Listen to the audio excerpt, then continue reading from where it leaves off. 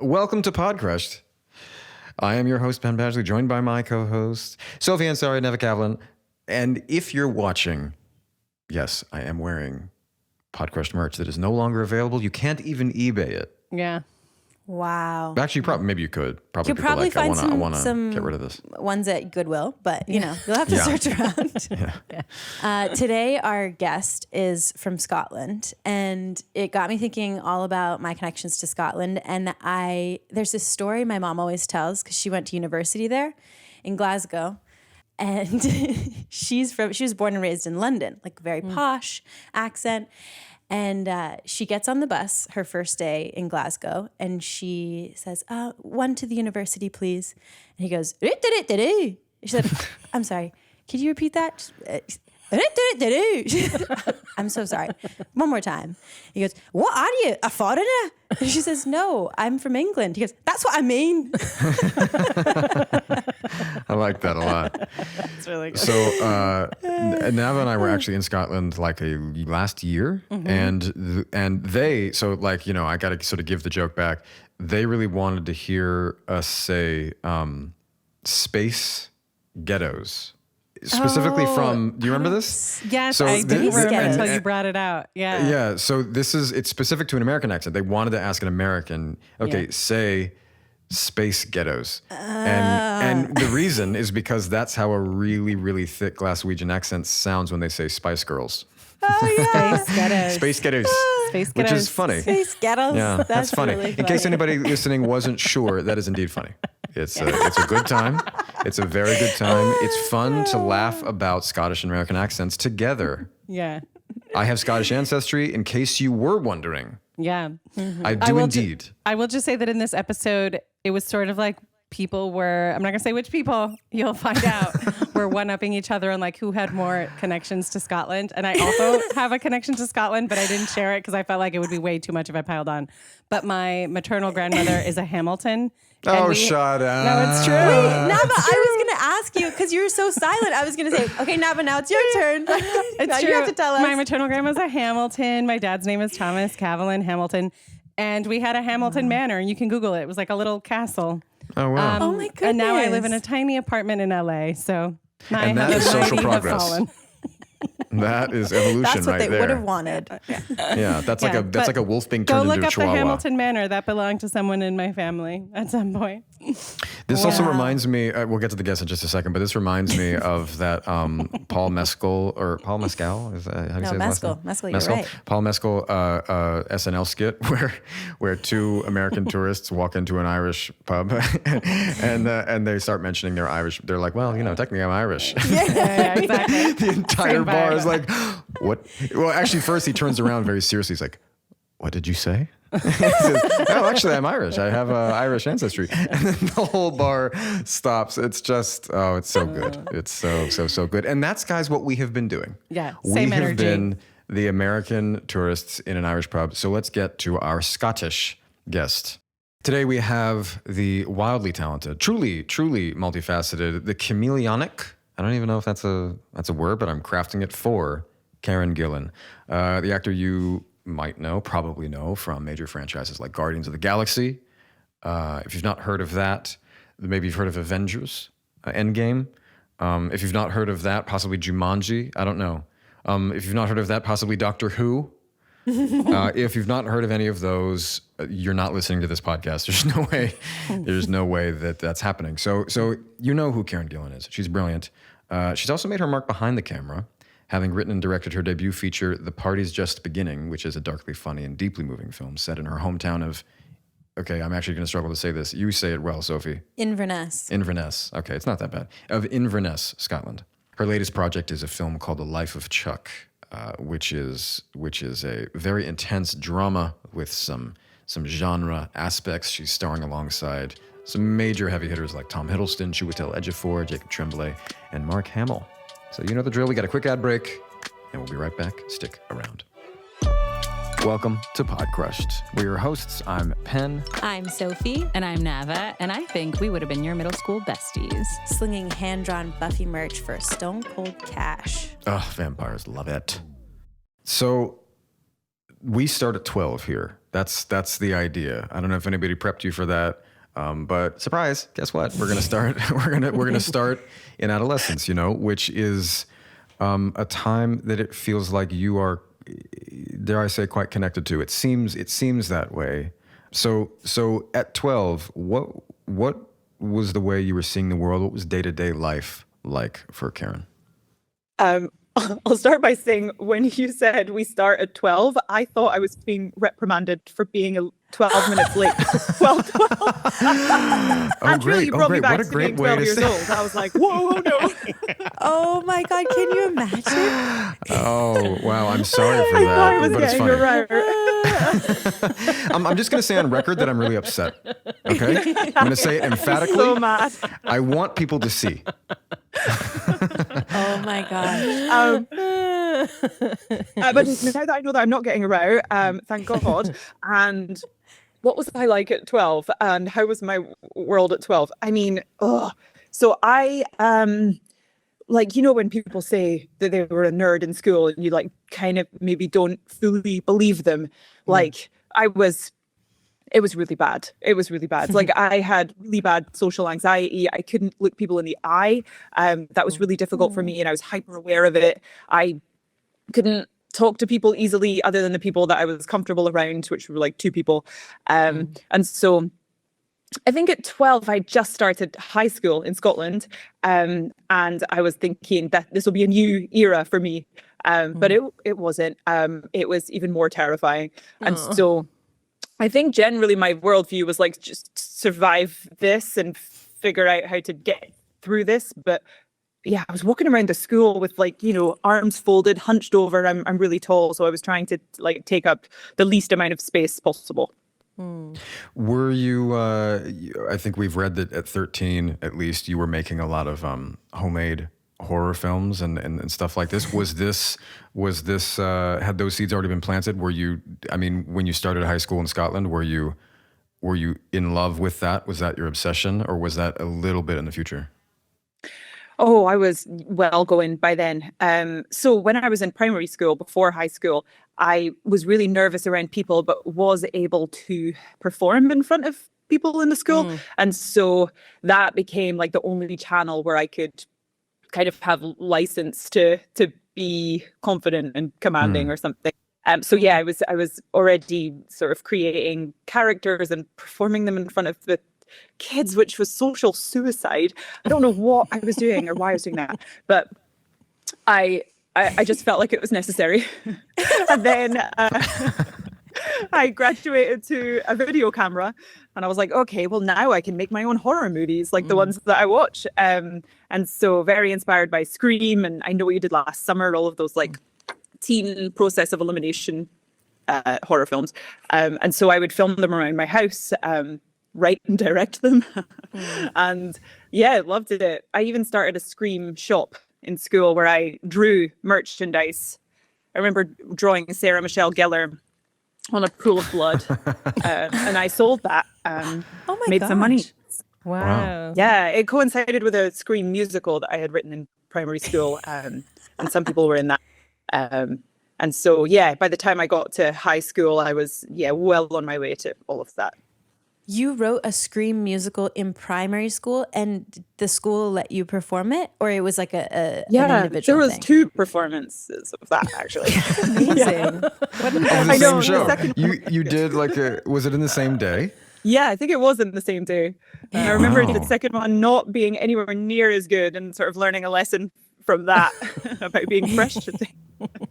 Karen, I'm curious. You said that it was social suicide, but you were performing these things. And I'm curious, were you performing them at school talent shows, or were you carving out your own spaces that no one was asking for these performances? There was no school talent show in my primary school. So it was, I guess I must have just asked for the time and asked for everyone to sit down and watch kind of amazing. Which seems so funny. Unlike me, if you know what I mean. To be so nervous, but then to also be I deserve to have everyone sit down and watch what I've created is a contradiction that I think I still possess. Where did that come from at home? Do you think? I mean, it sounds like you've spoken about your father in a way where you say that you get your inventiveness and silliness from him. I mean, was that was he really egging you on there, or was it like, did you share this performance and horror thing, or is that a little bit distinct? He definitely egged me on in a general sense, but he wasn't really involved in the details of what I was creating. He was actually so good at instilling a sort of self-belief in me and teaching me what it is to be driven in life. And so, like, he would explain it to me in all these different ways, and I think that I almost like learned drive, which is weird, but then I applied it to these things that he wasn't really a part of. And so I was just doing this on my own. I was given a karaoke machine first. And so I was like, oh my God, I can record this, actually relevant to this. I could record my own voice and then listen to it back. And I was like, this is the coolest thing I've ever experienced. And then the visuals came later when I got the video camera. But he was very supportive, but not really. And he was in one of the horror films, but that's about it. Was he the monster? No, I was the killer. Always. Yeah, and he was my victim. Poor guy. Wow. I murdered this. him. Karen, I'm having this picture of you like obsessed with horror, really shy at school, but also like really bold when it comes to this era of your life, which is going to be like your future. So it seems like you, whether or not you knew consciously, subconsciously, you knew early on. But I've also heard that your most cherished childhood possession is a Spice Girls scrapbook. So I'm trying to kind of get this like full picture of you. So I'm curious, which Spice Girl were you the most into, and have you met any of them? Oh, no, I haven't met any of them. But if I did, I mean, actually, I don't want to, because I think I will revert back to the version of myself I just described where I can't either eye or talk. But one guess which one was my favorite. Jerry. Of course. Yeah. You know, she's actually the only Spice Girl we've ever had on this show. Oh, you had her on the show? Yeah, we did. Oh my God. She sat right where you're sitting now. Oh my God. This old abandoned high school that I'm in? Somehow. Karen, I love Scotland. I have my sister lives in Edinburgh. Yeah, I know. I was She thinking loves it about more it than when you you do, were when you were definitely. coming on. Yeah. Well, this is a competition, and I will win. No, I actually have a lot of connections to it. Like my sister lives in Edinburgh. My cousin's from the Isle of Lewis. My mom went to the university in Glasgow. So yeah, I know it well. But when I was around 20, I went to the Isle of Lewis for my cousin's wedding, and I have never felt like simply by looking out of the window while I was driving, I felt like, oh my gosh, I'm in a state of prayer. I've never felt that before outside of like actively saying a prayer. And it made me wonder, like, I don't know, I felt like especially connected to like the divine there. And as I was thinking about that today, I was like, I wonder, just, it might be not connected at all. Maybe that has nothing to do with you, but what was your relationship to the divine growing up, or to spirituality? Did you have any? What was that like at home? Yeah, I actually grew up going to a religious school, but neither of my parents were religious. And so I didn't kind of practice anything, but for me, I've always believed in a higher power, 100%. I mean, I think even scientists would agree with that, you know. Depends on which one you talk to. Oh, really? I think. suppose, I mean, yeah. you know, it's their belief system too, anyway. You know. Yeah. But yeah, so I believe in something. I don't know what, but definitely in Scotland, I can see why you felt that way. I mean, the landscape is so vast, and you do feel small, and there's sort of nothingness for miles a lot of the time when you're driving around. That it does kind of force you to sit in silence with your own thoughts sometimes. So yeah, I can see why you had that experience. I don't know. My relationship to all of that stuff is something I'm still figuring out, I think. Yeah. Let us know when you come to an answer. Well, I'll have be you back to back tell on. you. The one time I've flown into Scotland, and I do have a great grandfather who's buried there with his family in Edinburgh. He was a significant Scottish missionary, like back in the 1800s. So Wow. his name's Okay. Alexander. There's a bust of him somewhere. I was trying to find it. I know where it is. I can't remember now. I think it's at the University of Edinburgh or something. Okay. So So you've got some Scottish in you. I do, apparently, quite a lot. And then my wife's name is Kirk. Like her last name is Kirk. Oh, so, yeah. yeah. Okay. And that's like Church of Wow. Scotland, you know? Yeah, But, wow. That's cool. so I went there once recently, and I was actually very moved by it. So when you came to America, how old were you? You were young, right? I was actually 24 when I came Ew. to America. Okay. And that was to come over and do a real horror film for a different director. And it was in Alabama. So that was my first sort of extended Wow. experience of America. Went there, I was like, oh my God, we're in the deep south. That was quite exciting. And then we shot this film, and then everyone had come from Los Angeles. So I was like, oh, I could just follow all these people back to LA and then just stay there and not go home. So that's what I did. Moved into a horrible little apartment that got robbed and tried to figure it out from there. For some reason, I assumed you were younger because I read that your parents moved there to be close to you. Is that right? Like more in your Sadly, adult that was life. when I was late 20s. Yeah, but there's actually even sweeter. You know, that actually really changes the picture. So forgive me, I was like jumping ahead because we do have. Before we get out of adolescence, you're probably like, please let us out of adolescence, please. We're here to talk about a movie. Please. Yeah, this man who reprimanded me like a child at the beginning of the interview, please move on. Right. I keep thinking about that. Honestly, I keep coming back to what must have been going on for Karen when I'm we so started the sorry. recording. And you're like, just so you know, we start at 12, pause. I don't know if anyone prepped you for that. Like, it's so aggressive. Oh, it is so bad. It's the worst way to start.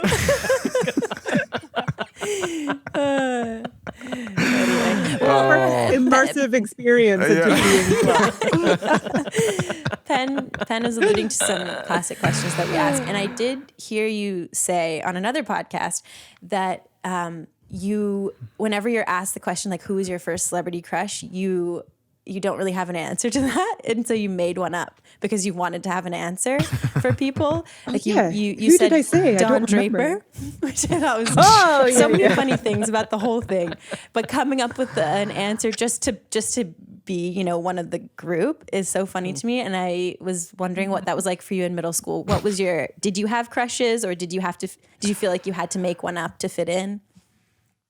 Yeah, I did have to make them up to fit in then as well. This has been a lifelong issue, is that I don't understand celebrity crushes because I'm like, that's never going to happen. Like, No, it's but a really real Although for crush. you, it could have. Oh yeah, true. maybe eventually. But I've never understood. It's like what's the word? Parasocial, is that right? Yeah. Like yeah. you know, one-sided. So like I remember all the girls being like, which one of, you know, Boyzone, a British boy band, do you fancy? And I was like, I like the Spice Girls, but if I have to pick one, and then I just like chose one at random. What about real crushes in like people in your school? Yeah, I had, you know, crushes on people that, okay, it was probably never going to happen either, but at least it was a little more realistic. Yeah, I had loads of crushes. I had loads of quiet, secret crushes that I wouldn't even tell my best friends about because the fear of humiliation and embarrassment was so at the forefront of my mind that I was like, I'm not going to set myself up for even, you know, one person, like word getting out about this. But yeah, I remember my first crush was on a guy called Michael. He had really short blonde hair. Don't really like blonde hair on guys anymore, so that's random. And I remember being like, I've never felt this way about a guy before in my life. Wow, this is incredible. And then I remember him coming up to talk to me and my best friend, and I was like, oh my God, this is it. And he basically started making jokes about being my best friend's boyfriend. And I was like, he's flirting with her. He loves her. Oh, and that devastating for me. We have one more classic question, and then we will get into your truly epic career. Okay. Which is, do you have a particularly like cringy or awkward or embarrassing memory of something that happened to you when you were around 12, 13, 14? Where do I start? I'm getting flashbacks right now. I'm like, which one do I choose from? Like, just to paint the picture, I remember performing in the school talent show and being like giving the performance of my life in a couple of songs from Cabaret. And then I remember like my RE teacher being like, why do you walk around school the way that you walk around when you can do that? He was like, you need to be more animated and walk around with a straight back. And I was like, are you going to say that in front of the whole class? And then I remember another teacher, when I was 16, I left school and went to college. And I remember another teacher there being like, you need to be more charming. I was like, oh, I was like, how exactly?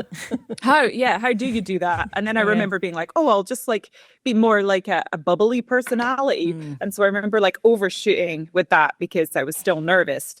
And you overshoot sometimes when you're having to overcome the nervousness of something. And then I remember being like, that's too far. Dial it back a little bit. Yeah. And then I think I landed somewhere where my natural personality is. And it was just that personality was too scared to show itself through social anxiety. So I think I am my authentic self now. I think. Who knows for sure. But anyway, so my best friend in high school had a cool sister. And she was popular and really pretty and knew how to talk to boys. And she came to school and she was like, I'm going to be a hair model. And I was like, what do you mean you're going to be a hair model? Like a performance? You're going to perform? I need to perform. And then I got wind that all of the popular girls were doing this hair modeling thing for a salon in town. And I was like, I need to do this. And so I said to my best friend, you need to go through your sister's stuff and get the information of the salon so we can call them and do the hair modeling too. And so she did. And it was at a salon called the Hair Directory. And I was like, we're going to call them. So we ring them and they're like, yeah, we're looking for models. Come down. And so me and my friend who were not hair models and not, confident enough to do that, go on in there. And then they're like, okay, we really don't fit in with the other girls. And then they're like, right, so there's a dance routine involved. So we'll teach you the choreography and see how you go. Oh, it was awful. I remember dancing to Vogue and being like unable to do it completely. And then she sat me down and she was like, do you think you're going to be able to get this in time for the show? And I was like, no, probably not. No. And then she was like, me neither. But what we can do is send you over to the department store in town where they're looking for models to do some clothes stuff. And she was like, they're desperate for models, so you could do that. And then I said to my friend, we're going to the department store. And she was like, no, I'm not doing this anymore. Like, stop dragging me into this. So then I like went on my own and it was all adults. And they were like, okay, so what we're going to do is we're going to have like this really like good looking guy come out. He's going to sort of do a few poses. And then what you're going to do one by one is all the women are going to come out and kind of do like a little flirty move in front of him, which was, doesn't sound like much, but to me, this was like my living nightmare. I'd never, that sounds like a able lot to talk for to that guys, age. like couldn't look them in the eye. I had to like go out in front of people and be seductive. I couldn't think of anything worse. And I remember just like walking out and then just like touching him on the chest and then walking away, and it got a reaction from everyone that was like, oh, and it was horror. It was horrific. How many people do you think were watching that? Well, that was the rehearsal. Oh, okay. So that was just me and the other models. And then they did let me stay in the show because I think I fitted into one of the outfits. And so then, I mean, there was probably about 100 people in the audience when I did it for real. Wow. That's amazing, Karen. I love that story. I was also thinking about what you said about sort of like your authentic self, whether or not it's coming through your social anxiety. And we recently spoke with Kevin Smith, the director of Dogma, Jay and Silent Bob. And he said something that I've been thinking about. I can't stop thinking about it. He was saying how he tells everyone, like, you're an incredible actor. You're just as good of an actor as Denzel Washington because you're acting all the time. Everyone is performing. You're performing the version that you want whoever you're performing with to see you as. And so since he said that, I'm like, am I performing to my dog? Am I performing to my dad? like, is it true? Are we always performing? And I really can't stop thinking. I think it's true. I think to some degree, you're always performing a little bit. You're projecting in this scenario, I'm bossy. In this scenario, I'm sweet. In this scenario, I'm really nurturing. I don't know. It's been interesting since you said it. I can't stop thinking about it. I heard this interesting thing that was like, if you really want to get a read on someone, look at what they want you to know about them. And I thought that was really insightful. And I think like there's a lot of presenting, just depending on each situation that we're in. And I don't necessarily think that's a bad thing. I think that's probably natural human behavior to survive in the world. Yeah, it's definitely inevitable. So for the last few years, prices have been pretty high. I think we might all agree. And it feels like they just keep climbing.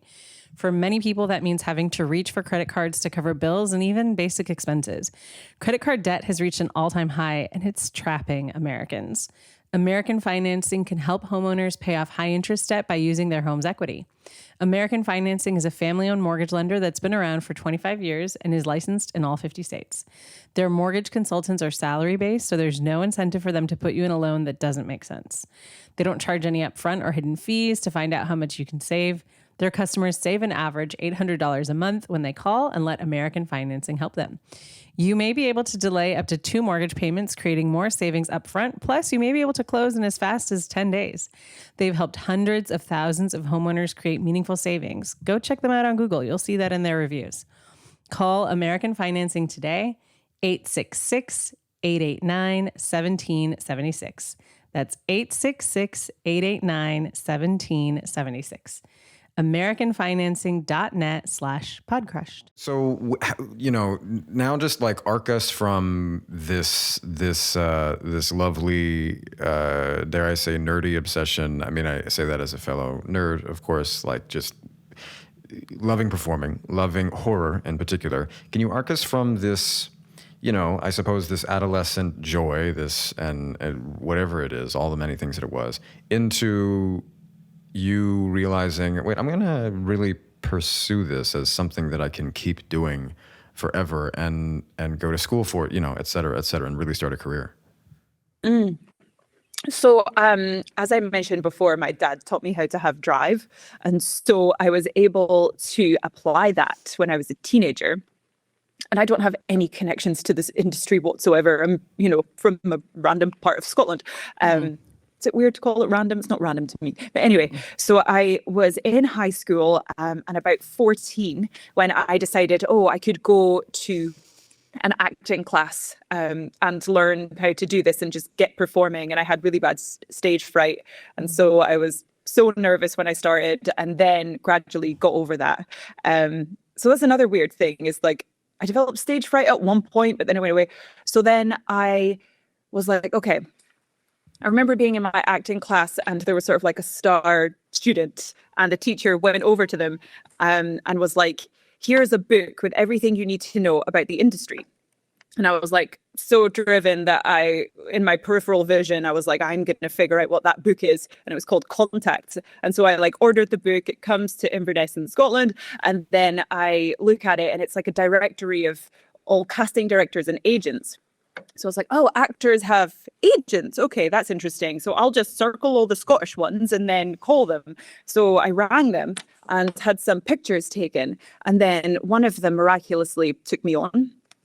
And that's when I was 15. And so I had an agent and I was still in high school in Inverness. And so then he started sending me out for some auditions, but it was probably like 2 a year because it's not a huge industry where I'm from. And then in the meantime, I studied acting in Edinburgh for a while. And then I moved to London to study at drama school. And then about 3 months into drama school, that agent rang and was like, I have an audition for a TV show. And then I got that job, but it was only 8 days of filming. But I was like, I've made it. So I'm going to leave drama school. I know. But also I will say that the drama school wouldn't let me do the job. So I did. It was a choice that I had to make. And I was like, I'm definitely going to do the TV job. So I did that. And then I was working at a pub in London, pulling pints. Like, okay, what am I going to do now? I was like, I have to think of an idea. So I rang the director of that television show and I was like, do you happen to know any agents in London who might be interested? And he was in the room with someone who'd just been given her own client list for the first time. And so she was like, I'll meet with her. That was one of the top agencies in London. So then I was able to get representation and go out for all the auditions. And then I got jobs. Wow. Karen, that's amazing. That sounds like drive and fate, sort of like a perfect combination. Yeah, I feel like you sort of just need to like keep being driven until an opportunity like that comes along, and you're sort of, you know, we call that luck. Yeah. What is it like to finally be on camera for quote unquote real? You know, because that is a significant threshold. I remember that day, actually. I didn't know anything about camera acting. I'd only done theater stuff. So I just kept being like, it's smaller. I just have to be small. That was the word that I'd latched onto. And then I remember being so nervous. I remember feeling like I can't do this, which I feel a lot in life, and then just have to like force my way through it anyway. And then I remember doing the first take and being like, I can do this. This isn't that bad. But I didn't understand anything that was happening. I didn't know what any of the vocabulary was. Like, it was just being thrown in at the deep end, and confusing and scary, but really fascinating. I was curious when you told us about at 15 calling the agents, getting an agent, being still in high school in Inverness.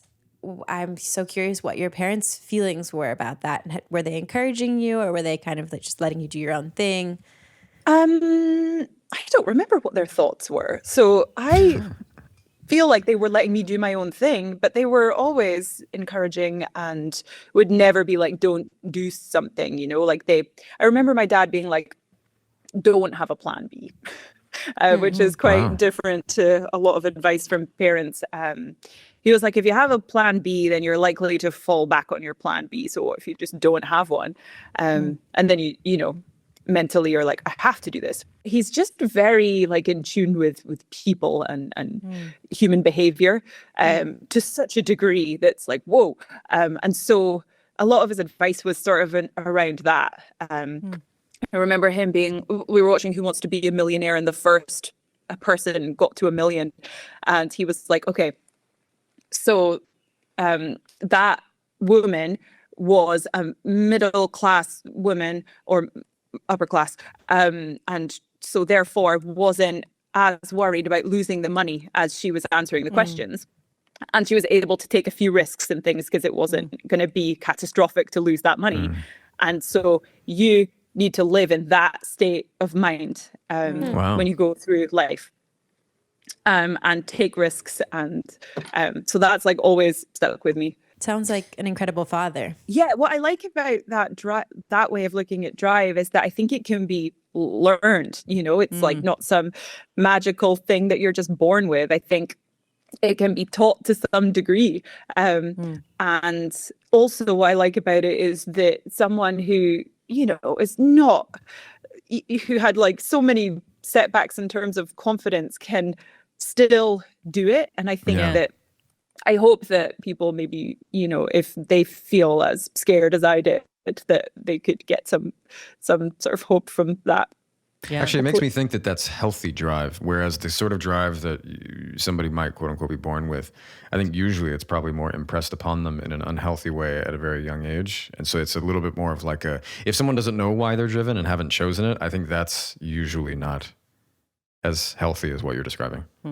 Yeah, I definitely think a lot of drive can come from, you know, needing to fill a void or, you know, something bad happening and trying to run away from that. I heard something like, I'm going to butcher this, but like, you know, you could put some cheese in front of a mouse and it would run towards the cheese. But if you put like a cat behind it, it's going to run way faster than the mice that are running towards the cheese because it's also propelled by fear. And so I think a lot of drive can be that as well. And definitely. I'm sure I've got a little bit of that. So you're saying you're the slower, happier mouse of the two? I don't know, though. It's in that. I don't know. There's also other stuff mixed in there. Like, I think that because I was just bottom of the hierarchy big time in school, there was like a little bit of a quest for not like status where I want to be like so powerful or anything, but like to just get me up to normal. There was like a little bit of a like, I'd like to protect myself from the scariness of being at the bottom of a hierarchy by raising myself up somehow. And I could do it through, a career performing. There's like a bit of that as well. Yeah. Well, you certainly accomplished, I mean, I don't know exactly what your goals were, but I would imagine you accomplished and exceeded them. You've been part of so many incredible projects. I think, it's remarkable. It seems like you've worked on really like major tent poles, the most successful franchise of all time. You also do like kind of quiet indie things behind the camera, but I want to start with Doctor Who because I feel like, is it safe to say that's like your first big, like definitely splash? So can you share, I heard you say, I don't know how old the interview was, so I don't know if this still stands, but I heard you say that that's still, you consider that one of like your favorite performances of your career, favorite experiences. And so I would love to hear just a behind the scenes memory from Doctor Who, from that experience. It was definitely one of my favorite experiences. It was not one of my favorite performances for me. I was learning on the job, definitely. Okay. I look back on that and I'm like, whoa, you didn't know how to do this. And you're so lucky that you got to repeatedly on that show. But, there's no better way to learn than to do the thing. Yeah. But I had the best time ever. Like I was 21 years old. I just got in this job, which was, it's crazy in the UK. It's kind of like the equivalent of winning one of those like X Factor, like talent shows or something where, everyone's like, this is the next one going to be. And it was just so cool. And I acted with two of my best friends who are still two of my best friends and just had an amazing time running away from monsters for a living. Yeah. It was really cool. I loved it. In that sense, it sounds like a realization of a childhood dream a bit, the monster part. The running away from well, just the like, Doctor Who is definitely not horror, but it shares something of that. Yeah. What would you call it? Like the sci-fi, I don't know, there's obviously a connection there. Yeah, definitely. That genre surreal thing. Yeah. There was definitely episodes where I was running away from things down a corridor and that could have been right out of a horror film. And I was like, I know how to do this. I've seen Sarah Michelle Gellar do this. I've drawn Sarah Michelle Gellar do this. Doing it. I'm ready. And then was Doctor Who kind of instrumental in you getting Nebula and getting that role? I think it was actually, funnily enough, because I moved to America after Doctor Who did the horror film and then got an audition for Guardians of the Galaxy. And so I did the audition and then and this was back in London. I was back home. And so they were scouring everywhere. And so I did it in London and my audition did not make the cut. So the casting director did not send it to the director because they were going in a different direction. And the director was like, I'm not sure about these. Who else auditioned? And he's like scrolling through everyone and then spots me. And he's like, that's the girl from Doctor Who. I'll watch that one. And then he was like, okay, that's more in the vein of what I was imagining. So that was a little bit of a miracle there too. But he even saw that. Yeah. Wow. Okay. And then, sorry, I promise I'll let my co-host jump in. Just one more question about Nebula. You famously had to shave your head and sit through like 5 hours of makeup, but I am curious about the shaving your head because you're like a young woman. I feel like for most women, hair is such a vital part of your self-image. So I'm just curious, after you wrapped, what was that transition period like as you were growing it out? Did it affect your self-image? Like, what was that like for you? Yeah, I struggled with that. There was something so liberating about getting rid of all my hair for 2 weeks. And then I was like, I want it back now. I'm really tall. And so, from the back, people would be like, excuse me, sir. And I'd be like, woman, I'm a woman. But it was pretty funny. But like, I have an interesting relationship with my hair. It's ginger. And I grew up with really bright hair and hated having that in school. I was like, anything that makes you different, you don't want. And I was like, almost to the point where I thought something was wrong with me, but it was like the equivalent of that in my mind. And then I started to sort of get a lot of, I don't know, validation for it later. Yeah. And then, like start working as an actress and it's like, oh, sure, she's a bit different. She's got red hair. So let's cast her. And so I was like, oh, it's good having red hair, I guess. Cool. And then I had to get rid of it all. So I was like, my defining feature in a way was gone. And I was like, okay.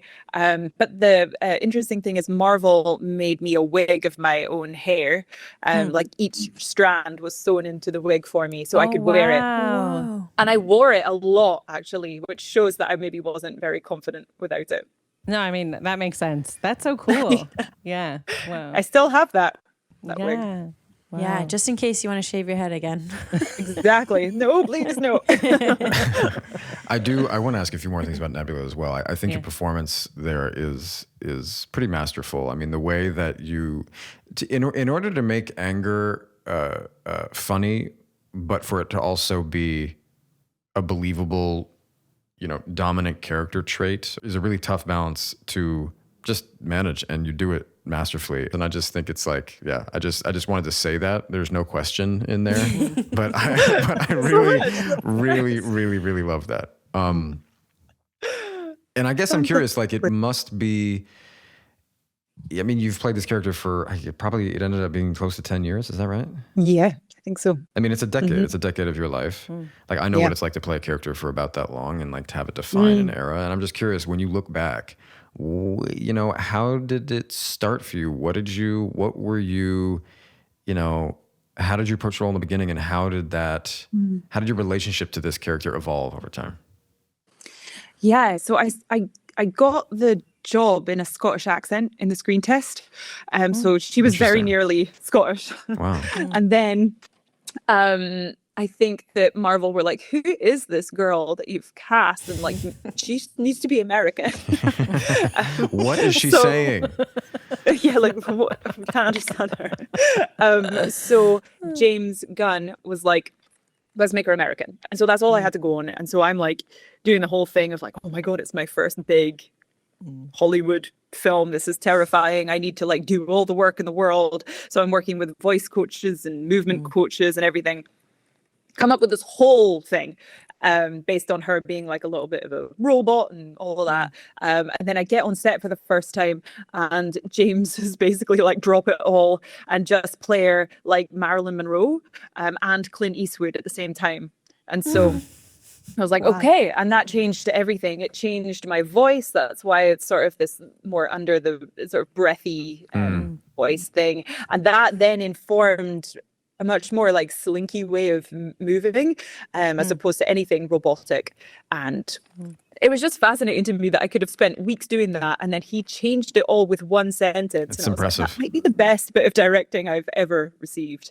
It like created the whole character in an instant, which was really cool. Yeah, that is what it is. And again, you do it so well. Like, I actually, I'm not like a huge Marvel person. I'm not like super into the movies and hadn't seen them a bunch of times. So watching it this time, I was like, this is a really fascinating character. You know what I mean? I was like really, really interested. And I had read that he'd give you that note. And I think it is so spot on. And you do it again. Like, I just don't think that's easy to do it for as long as you did it. I mean, I don't know that people can appreciate it's a long time to play the straight person, like as we say, the straight man, like but to bring levity into it. It's so good. Yeah, no, I feel so fortunate that I got to explore the character over the course of so many films, and the Avengers films really kind of got into her backstory with her father and all of that. And that was so fun for me. But then in the last Guardians film was the first time that I think we really were able to explore the more humorous side of her. It's like she sort of went through all of that trauma. She had big cathartic experiences. And then finally the levity was able to come in. And honestly, we were improvising so much on that film. And it was just so fun to like find that side of the character that I never would have thought she would end up where she did. I was just like marveling at how you were like, you were just talking about Doctor We're gonna cut Who, that. which is So we're gonna, that's you can't please do that. Cut it out. No, but like you're talking about Doctor Who, which is such a sensation in the UK, and then you come to the US and you've done several other projects, but then you're part of this huge franchise in the US. Like, are there any projects that you're thinking like, oh, I would love to do that. I haven't been able to do that yet, and I would love to get a chance to act in that type of role or that type of project? Oh, yeah, so many. I mean, I think I need to get back into my roots in terms of the filmmaking stuff. I think it's time for me to return to that with a real camera this time. So I'll definitely be doing more of that. Making some horror films, various other things. I'm like writing a TV show right now. I'm kind of free writing it though, so we'll see if it turns out any good. And yeah, and I'd love to do a rom-com. I'm just going to put that out into the universe. A cheeky rom-com. That you are in a new movie, The Life of Chuck, and it is a little bit of a reunion. I think it's interesting that it's you and Tom Hiddleston, because your characters kind of have like a similar origin story in the Marvel world. Maybe coincidence, but we actually weren't able to get screeners of it, and the trailer doesn't give it all away. So maybe you can. It does seem like fascinating and really uplifting.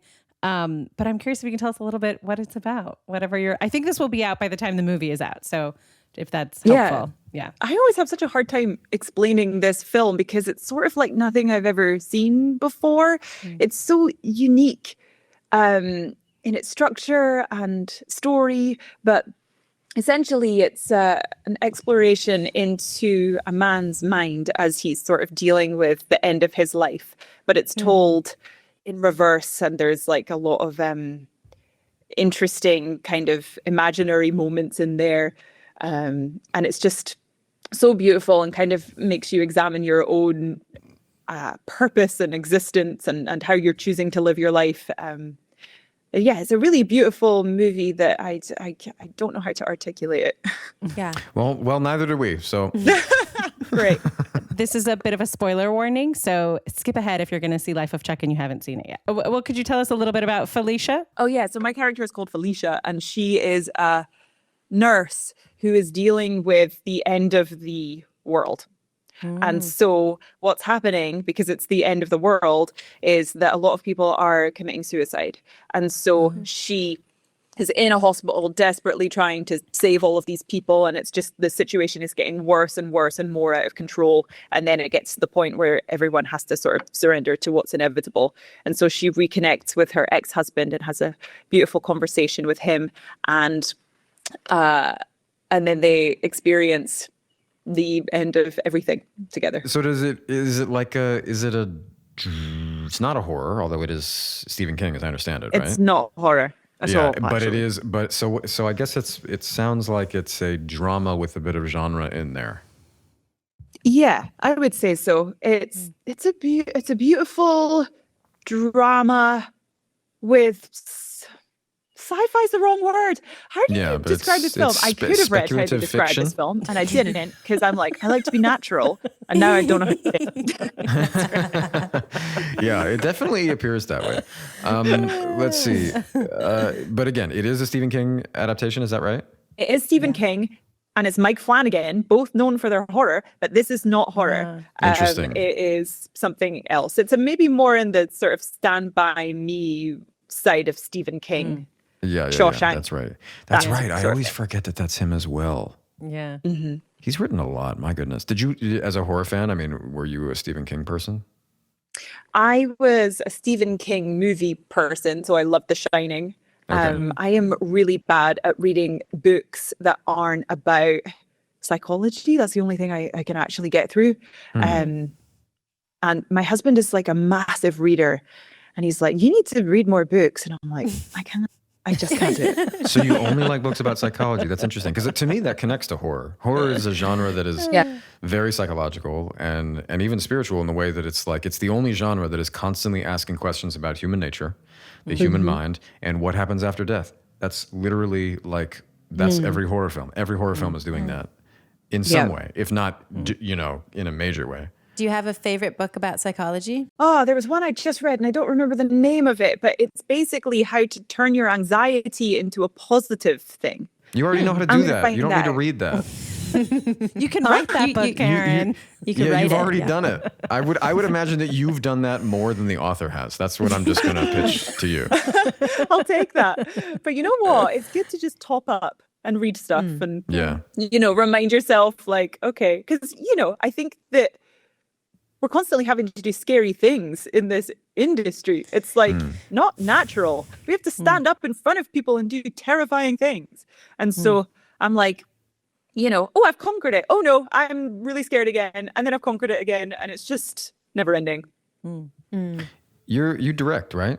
Yes, I do. And you're saying you want to get back to, when you were talking about getting back to your filmmaking roots, is that what you meant? That you want to be, you're gonna be directing, and you're gonna be directing some horror films or a horror film? Yes, all of Wow. that, definitely. I have one in mind actually, but I can't really say anything now. But Sure, yeah. yeah, it's something. Actually, there's a couple, and I think they're going to be really cool. Yeah. Exciting. That's we'll awesome. keep an eye out. Awesome. And I do really want to see you in a rom-com. I'm putting it out I there. know. I would love to do that. I mean, I grew up watching horror films and rom-coms. I remember going to see The Wedding Planner and being the only one in the cinema in Scotland, and where I was. Being so excited for it. And that was like, why was there only one person in the theater? I was like, huh? I don't think that was the case in the US. That movie was so popular here. Yeah, I think I'd gone during the day as a teenager. And so I guess it just, maybe didn't hit in the Highlands as much, or it was just the time. People had sheep to tend to. Well, thank you so much for giving us your time. We do end on a classic question that takes us right back to 12. So if you could go back to 12-year-old Karen, what would you say or do, if anything? I would, normally you would give them advice because you've lived life more and know more things. But I think I would like to get advice from her because she was more socially anxious than I am now, but was more confident at performing in front of people. And so I would really like her to help me get back to that a little bit more somehow. Love that. Yeah, I really like that. I don't think have we had that before? I don't think we've had somebody switch it like that. Yeah. You continue to excel. You're doing great. Thank you for having me. That was so fun. Thank you for taking me back to 12. Oh my God. Yeah. What a time, eh? You can watch Life of Chuck in theaters now, and you can follow Karen Gillan at Karen Gillan. Podcrushed is hosted by Penn, Nava Kavalin, and Sophie Ansari. Our senior producer is David Ansari, and our editing is done by Clips Agency. Special thanks to the folks at Lemonada. And as always, you can listen to Podcrushed ad-free on Amazon Music with your Prime membership. Okay, that's all. Bye. I'm in an American high school right now because my husband is directing a film with this production company called American High, and they bought an old high school and they just do all of their work from here. Wow. And so I'm in Syracuse and I found this old classroom. And so it's so funny to be talking about all of these 12-year-old experiences in a classroom. I feel like the whole thing has been extremely very meta. immersive. Yeah.